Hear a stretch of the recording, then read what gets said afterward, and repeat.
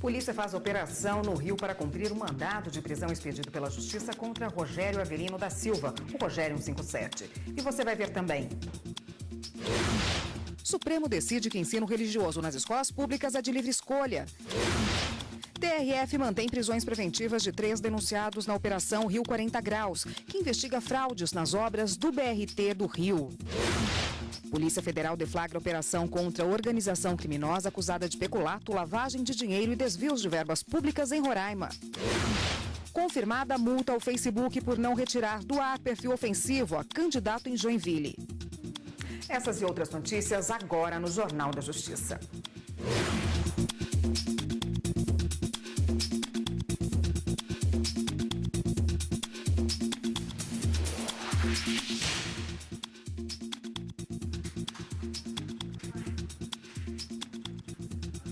Olá, boa tarde para você.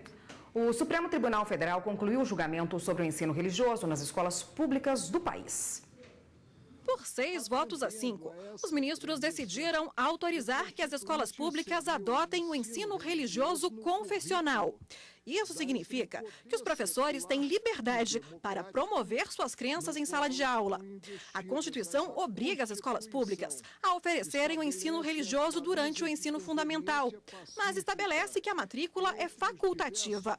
No início da sessão desta quarta-feira, os ministros Marco Aurélio e Celso de Mello defenderam o modelo não confessional, sem vinculação a nenhuma religião específica, e o julgamento ficou empatado. Cumpre retirar o caráter confessional do ensino religioso em escolas públicas, afastando a possibilidade de representantes de entidades religiosas ministrarem nessa condição a disciplina. É tempo de atentar para o lugar da religião na sociedade brasileira.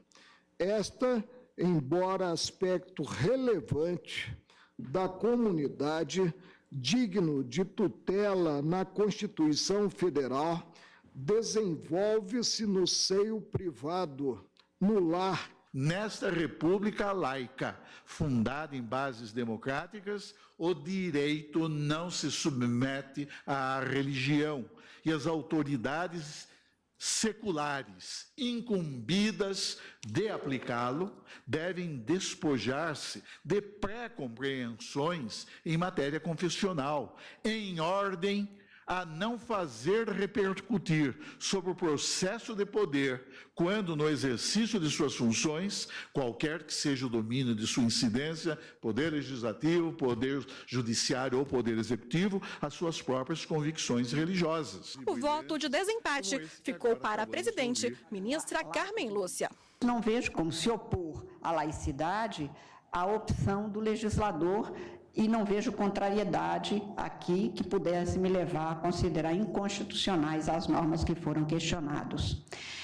Entretanto, não vejo como se impor a contratação ou nomeação de determinado servidor para ministrar determinada matéria religiosa como representante de uma determinada igreja ou religião. Estou votando pela improcedência da ação, acompanhando a divergência iniciada pelo ministro Alexandre de Moraes. Com a decisão, continua permitido o ensino confessional, o não confessional e também o chamado interconfessional, com aulas sobre valores e práticas religiosas baseadas em características comuns das religiões. Na mesma sessão, os ministros começaram a julgar uma ação em que se discute a validade de dispositivos da Lei das Diretrizes e Bases da Educação Nacional, que determinam a idade mínima de 6 anos para o ingresso no ensino fundamental. A ação foi proposta pelo Mato Grosso do Sul, porque escolas públicas e particulares no estado têm recusado a matrícula de crianças que não completaram 6 anos até a data de início do ano letivo. O relator ministro Edson Fachin votou pela procedência da ação. Tem-se como constitucional a lei no que fixa a idade de 6 anos para o início do ensino fundamental, como usualmente se indica. A LDB, essa Lei de Diretrizes e Bases da Educação, 9396, por não dispor expressamente sobre corte etário obstativo de matrícula de criança nos ensinos infantil e fundamental, não conflita com as normas constitucionais que regulam o tema, as quais não admitem, por isso, a fixação infralegal de data que limite o ano respectivo em que a criança completa 6 anos. Eu acompanho inteiramente o voto do ministro relator. O critério, eu diria, não anual de 6 anos, mas mensal, já foi 31 de julho, já foi 31 de maio, e depois agora passou para março. É um critério sem nenhuma razoabilidade, tão somente para adequar questões do poder público que não abre as vagas necessárias. E você deixa inúmeras crianças, 1 ano, sem creche, porque completou 5 anos, e sem a educação. E não é o que a Constituição determina. E o julgamento foi suspenso por um pedido de vista do ministro Luiz Roberto Barroso. E a consultora jurídica Karina Zucolotto está aqui para detalhar para a gente a sessão de ontem. Boa tarde, Karina. Boa tarde, Érica. Karina, ontem o dia foi do ensino, da educação no Supremo, né? Exatamente. O início dessa ação do julgamento dessa ação declaratória de constitucionalidade, que acabou sendo suspenso em razão de um pedido de vista, como a gente viu, do ministro Luiz Roberto Barroso, discute a data de quando é que a criança completa 6 anos de idade como exigência para o ingresso no ensino público. 2 votos já foram proferidos no sentido de que a legislação brasileira não pode ir além do que diz a Constituição e fixar uma data para que esses 6 anos sejam completados e aí como condicionantes para o início dessa matrícula. Muitas escolas algumas leis determinam, por exemplo, o dia 31 de março para que a criança tenha os 6 anos completos como exigência para essa matrícula no ensino fundamental. Só que acontece que, por exemplo, o ministro até Alexandre de Moraes, ele diz no voto dele, num exemplo bastante claro e sempre muito didático, a criança faz 6 anos no mês de abril, ele não pode se matricular porque até 31 de março ele tinha apenas 5 anos. Aí ele não pode, conforme a Constituição diz, com 5 anos, continuar na creche no ensino pré-fundamental e também não pode se matricular no ensino fundamental porque não tem 6 anos completos e ficaria nesse vácuo sem poder estudar durante 1 ano. Então, pela decisão proferida, pelos votos do ministro Edson Fachin e Alexandre de Moraes, no ano em que se completa 6 anos, de janeiro a dezembro, deve ser considerado como a exigência para a matrícula no ensino fundamental. Não se pode traçar uma data para que isso seja exigência. Mas o julgamento, como eu disse, foi suspenso. Mas o grande destaque da sessão plenária de ontem foi a conclusão do julgamento em que o Supremo definiu que nas escolas públicas o ensino religioso, que não viola a laicidade do Estado, a neutralidade da relação entre igreja e Estado, podem ser ministradas quaisquer religiões e não apenas aquela ideia que a minoria que se formou no plenário determinava que o ensino religioso deveria seguir apenas os dogmas, a história das religiões, tudo isso de uma forma bastante neutra nas escolas públicas. Foi um julgamento bastante apertado, 5 votos a 5, os ministros acabaram se dividindo e quem resolveu e quem definiu o placar de 6 a 5 foi a ministra Carmen Lúcia, acompanhando a divergência que havia sido aberta pelo ministro Alexandre de Moraes, nesse sentido de que é possível que qualquer religião seja ensinada nas escolas públicas no ensino fundamental. Isso não viola a laicidade do Estado, o Estado continua sendo laico e não há qualquer não há qualquer impossibilidade de que essas religiões sejam ensinadas. Não é preciso que seja algo neutro também, é possível que todas, de uma certa forma, sejam ensinadas na escola pública. Tá ótimo. Karina continua aqui com a gente. Daqui a pouquinho a gente volta para falar da sessão de hoje, logo mais no plenário do Supremo. Obrigada por enquanto. A polícia faz uma operação no conjunto de favelas da Maré para cumprir mandado de prisão contra Rogério Avelino da Silva, conhecido como Rogério 157. Ele é o chefe do tráfico da Rocinha, na zona sul do Rio de Janeiro. Gabriel Ceafrei, ao vivo, conta pra gente como está essa busca. Boa tarde. Oi, Érica, boa tarde para você, boa tarde a todos. As buscas continuam, viu, Érica? Essa operação, esse mandado judicial é cumprido por 60 policiais de várias unidades. As buscas se concentram no Complexo da Maré porque Rogério Avelino, o Rogério 157, teria fugido para lá. Rogério é apontado como chefe do tráfico de drogas no Morro da Rocinha e como pivô da guerra entre traficantes, que motivou então a ocupação das Forças Armadas e também das Forças de Segurança do Rio de Janeiro desde a última sexta-feira. Para a operação de hoje, o espaço aéreo foi fechado em um raio de 14 quilômetros. Somente aeronaves autorizadas podem sobrevoar o local. Por enquanto, não há informações sobre mortos ou feridos. O que se sabe é que houve troca de tiros e que uma pessoa foi presa. Érica. Obrigada, Gabriel. Em outra operação, a Polícia Federal cumpre mandados para desarticular uma quadrilha de assaltantes especializados em roubos contra os Correios na Baixada Fluminense, no Rio de Janeiro. Cerca de 50 policiais federais cumprem 11 mandados de prisão preventiva e 9 de busca e apreensão em Duque de Caxias, Nova Iguaçu e regiões próximas. Os mandados foram expedidos pela Vara Federal de São João de Meriti. As investigações iniciadas há cerca de 6 meses prosseguem para identificar outros envolvidos. E a Justiça Carioca manteve a prisão preventiva do ex-secretário de Obras do Rio de Janeiro. A decisão segue orientação do Ministério Público Federal, caso ele fosse libertado, mas crimes poderiam ser cometidos. A acusação contra o ex-secretário é de desviar 36 milhões de reais de obras públicas. O ex-secretário de Obras do Rio, Alexandre Pinto da Silva, bem que tentou ganhar a liberdade ou ter a pena convertida para prisão domiciliar. Mas, por unanimidade, a primeira turma do Tribunal Regional Federal da 2ª Região seguiu o entendimento da Força-Tarefa da Lava Jato e decidiu manter a prisão preventiva do ex-secretário e de mais 2 denunciados da Operação Rio 40 Graus. Eles são acusados de participar de um esquema de corrupção que desviou 36 milhões de reais de obras municipais do Rio de Janeiro, o BRT Transcarioca e também a recuperação ambiental da bacia de Jacarepaguá. A Justiça concordou com o argumento do Ministério Público Federal. O MPF ressaltou que se fosse concedida a liberdade ao ex-secretário de Obras, isso colocaria em risco a possibilidade dos crimes voltarem a ser cometidos. A alegação para manter os envolvidos presos é que o produto do crime ainda não foi recuperado. Muitas pedras preciosas foram apreendidas durante a operação. As investigações indicam que as esmeraldas eram utilizadas para a lavagem do dinheiro. O Ministério Público Federal no Rio de Janeiro pede a condenação dos envolvidos pelos crimes de corrupção e lavagem de dinheiro e ainda o ressarcimento do dinheiro desviado. Os ministros do Superior Tribunal de Justiça decidiram a favor dos poupadores afetados pelo Plano Verão, instituído em janeiro de 1989.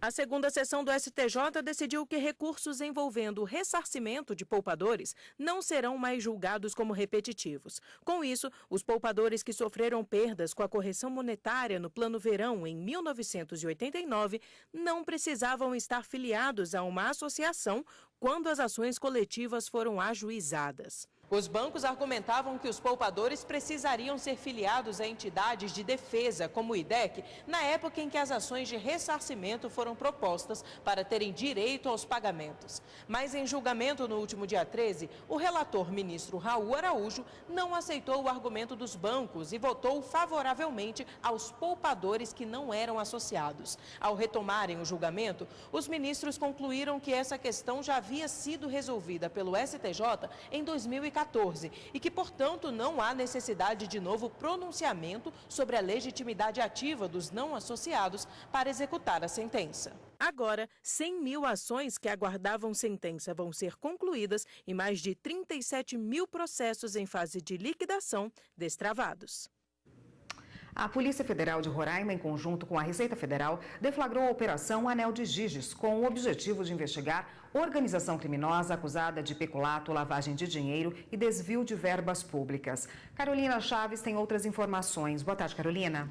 Boa tarde, Érica. Boa tarde a todos. Olha, foram expedidos 17 mandados judiciais, dentre eles 9 de busca e apreensão e 8 de condução coercitiva em Roraima, Brasília e também em Belo Horizonte. Segundo as investigações, foram desviados 32 milhões de reais na aquisição superfaturada de uma área e também na construção de um empreendimento do projeto Minha Casa Minha Vida em Roraima. A fiscalização e a aprovação dessas transações na Caixa Econômica Federal também estão sendo investigadas. Os envolvidos vão responder responder pelos crimes de peculato, lavagem de dinheiro e organização criminosa. Érica. Obrigada, Carolina. E você vai ver no próximo bloco do Jornal da Justiça. Validade da lei da ficha limpa para casos anteriores a 2010 está na pauta do Supremo. Voltamos em instantes.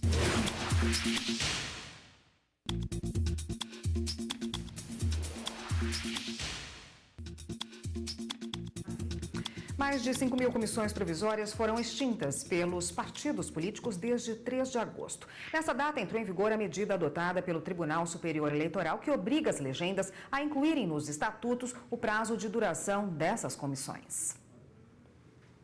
As comissões provisórias são usadas pelos partidos políticos para substituir os diretórios sem a necessidade de eleger os líderes, já que nas comissões as chefias são nomeadas.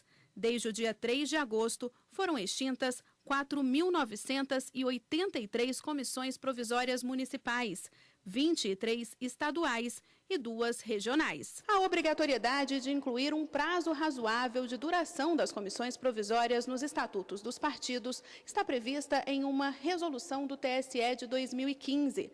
O prazo inicial para as legendas cumprirem a regra foi adiado 2 vezes e a medida começou a valer no dia 3 de agosto deste ano. Tudo para que os partidos tivessem tempo de fazer os ajustes necessários para tentar substituir os órgãos provisórios por definitivos. Dos 35 partidos com registro no TSE, 33 já diminuíram o número de comissões provisórias municipais. Apenas o PMDB criou 389 novos órgãos. O Partido Novo não registrou qualquer comissão provisória municipal.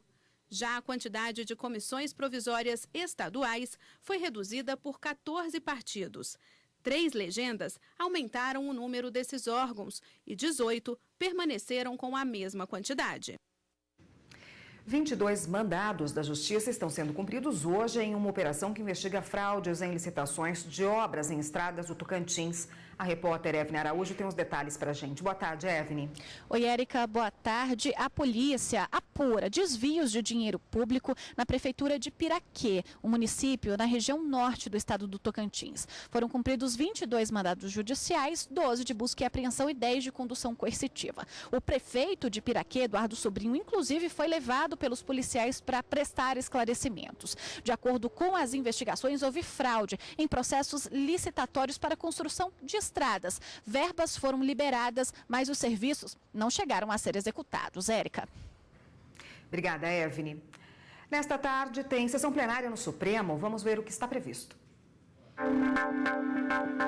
A sessão plenária desta quinta-feira deve começar com um recurso extraordinário que estava marcado para a sessão desta quarta-feira, mas foi transferido para hoje. Trata-se do debate sobre se a chamada Lei da Ficha Limpa tem aplicação a atos e fatos jurídicos anteriores à publicação, principalmente para a declaração de inelegibilidade de candidato a cargo eletivo. Direitos fundamentais é o tema seguinte, com um único processo: uma ação direta de inconstitucionalidade em que se discute a regulamentação da profissão de nutricionista. Ordem social está na pauta com outra ação direta de inconstitucionalidade, em que se discute se é constitucional um conjunto de dispositivos legais que tratam de perícias médicas para concessão de aposentadoria especial em casos de acidentes de trabalho. Separação de poderes e federação é o tema com mais julgamentos previstos para a tarde desta quinta, com 3 processos. 2 ações diretas de inconstitucionalidade sobre legislação do Estado do Rio de Janeiro sobre produção e venda de amianto e uma ação de descumprimento de preceito fundamental que trata de legislação semelhante, mas referente ao município de São Paulo.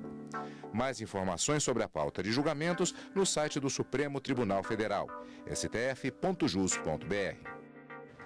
Karina Zucoloto continua aqui agora para falar da sessão de hoje no plenário do Supremo. Hoje, como vimos aí, a questão da validade da lei da ficha limpa para casos anteriores a 2010 está na pauta, né? Qual o questionamento, Karina? É um recurso extraordinário com repercussão geral reconhecida, cujo julgamento deve ser retomado hoje com voto vista do ministro Luiz Fux.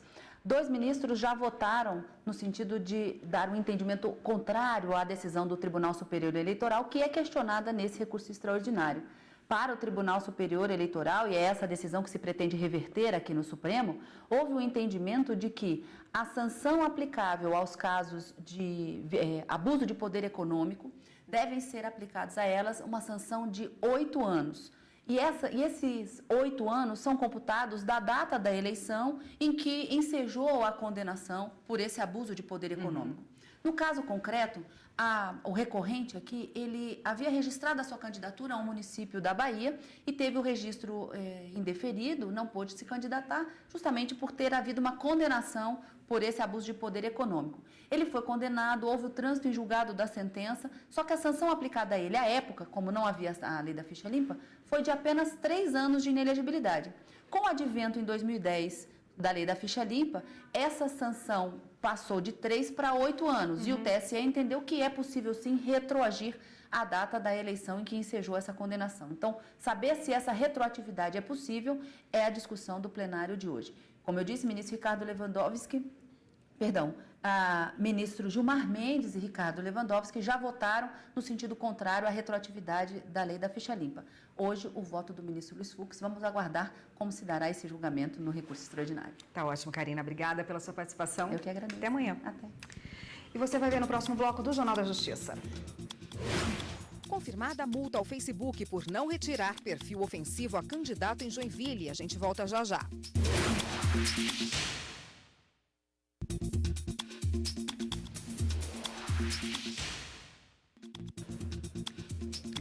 A Corte Especial do Superior Tribunal de Justiça aprovou a convocação do desembargador Lázaro Guimarães, do Tribunal Regional Federal da 5ª Região, para completar a composição da 2ª sessão e da 4ª turma, em razão da posse do ministro Raul Araújo no cargo de Corregedor-Geral da Justiça Federal. Raul Araújo vai exercer o cargo de corregedor, que integra a estrutura do Conselho da Justiça Federal até 2019. Durante esse período, vai ficar afastado das funções, atuando apenas na Corte Especial. O Tribunal Superior Eleitoral manteve a multa aplicada ao Facebook por não retirar das redes sociais o perfil que ofendia um candidato. O plenário do Tribunal Superior Eleitoral analisou um recurso do Facebook contra a decisão do Tribunal Regional Eleitoral de Santa Catarina, que multou a empresa em R$600 mil. O TRE condenou o Facebook por não ter tirado do ar uma página ofensiva a um candidato à prefeitura de Joinville. Mesmo após a primeira decisão do Tribunal Catarinense, o perfil continuou no ar por 20 dias. O Facebook foi condenado a pagar multa de R$30 mil por dia que descumpriu a determinação judicial. Ao apresentar voto vista, o ministro Admar Gonzaga entendeu que a multa aplicada à empresa deveria ser reduzida. É por isso que eu não estou tirando completamente a multa. Eu estou diminuindo as astantes com base com o SPEC no princípio da proporcionalidade, o que daria passaria de R$30 mil para R$5 mil por dia de descumprimento da decisão, o que totaliza R$100 mil. E a multa aplicada anteriormente era de R$30 mil e durante o período daria R$600 mil, né, ministro Tarcísio? Mas a maioria do plenário seguiu o entendimento do relator, ministro Tarcísio Vieira, que manteve a decisão do Tribunal Regional Eleitoral de Santa Catarina. Com a posição da Corte do TSE, o Facebook continua obrigado a pagar multa no valor total de R$600 mil. O acórdão fecha processualmente o tema quando diz que à empresa faltou zelo e cuidado e que ela teria procrastinado injustificadamente as providências. Então, a minha posição é de que rever essa premissa do acórdão recorrido, colorida com tintas fortes, seria desprezar a súmula 24 do Tribunal Superior Eleitoral. Aqui há um descumprimento absoluto. Dúvida existia apenas no que se refere à retirada da página, mas não em relação à retirada da informação considerada ofensiva. E convenhamos, a astrente aqui não é para a proteção da imagem privada, é para a proteção da integridade, da autoridade da prestação jurisdicional, e nós devemos ser profundamente rigorosos nesse sentido. Mesmo que ultrapassado o óbice, como aqui apontado pelo eminente relator, ainda assim eu manteria, porque acho que nós temos que defender a autoridade da prestação jurisdicional do nosso país. Direito de propriedade democrática. Esse é o tema do livro do mestre professor de Direito Civil, Rafael Marcelino, lançado na Biblioteca do Supremo Tribunal Federal.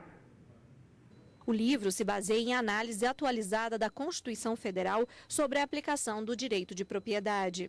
Eu procurei, na verdade, analisar o direito de propriedade sob a ótica do direito civil constitucional e principalmente buscar, atualmente, no âmbito de um Estado democrático de direito, quais seriam esses fundamentos, e principalmente fundamentos éticos, à luz desses valores democráticos que a nossa Constituição ela é extremamente permeável, de que forma poderíamos pensar a propriedade à luz desses fundamentos. Os ministros Edson Fachin, Ricardo Lewandowski e Gilmar Mendes também participaram do evento. Ele seguiu o que o professor Edgar Morin escreveu, que não há aprendizado sem exposição.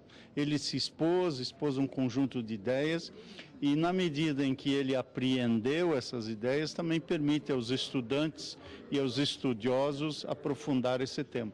E eu creio que o doutor Rafael Marcelino está no bom caminho, porque muito mais do que exercer uma função social, a propriedade deve ser exercida também, tendo em vista o bem maior que é a democracia, que é a convivência de todos harmonicamente na sociedade. Acho que é uma contribuição que vale a pena ser lida e que vale a pena ser analisada e certamente dará bons frutos. Amanhã tem o penúltimo programa da série Constituinte no Repórter Justiça. O programa fala do legado da Carta Magna, as leis que mudaram o país e criaram uma nova sociedade. E ainda, o poder da Constituição é provado em época de crise, com instituições se mantendo independentes e atuantes. O Repórter Justiça é amanhã às 7h30 da manhã. Segurança reclicada. Os inspetores e agentes do Supremo Tribunal Federal estão conhecendo novas técnicas nessa área. É a teoria e prática juntas, num curso que deve durar 2 meses. Ao todo, 56 agentes de segurança vão passar pelo treinamento. Nesta primeira etapa é feito o teste de aptidão física. Em 12 minutos, eles têm que fazer entre 1.400 e 2.400 metros de percurso, dependendo da idade do participante. A corrida é apenas uma parte, a gente tem que estar preparado fisicamente, psicologicamente, intelectualmente, tudo. E a reciclagem busca isso, né? O treinamento acaba em novembro. Todas as fases são eliminatórias. Até lá, os agentes vão passar por outras etapas da reciclagem. Na segurança de magistrados, atendimento ao público, teste de legislação e armamento e tiro. Por dia, passam pelo Supremo Tribunal Federal mais de 2.000 pessoas, entre ministros, servidores, colaboradores, advogados, além dos visitantes. Garantir a segurança de todos e das instalações do STF é tarefa desse grupo, que está sempre preparado para agir. É sempre bom uma reciclagem como essa, né? Todo ano tá se reciclando para não ficar enferrujando. Esta edição do Jornal da Justiça fica por aqui. Para você, uma ótima tarde. Até amanhã.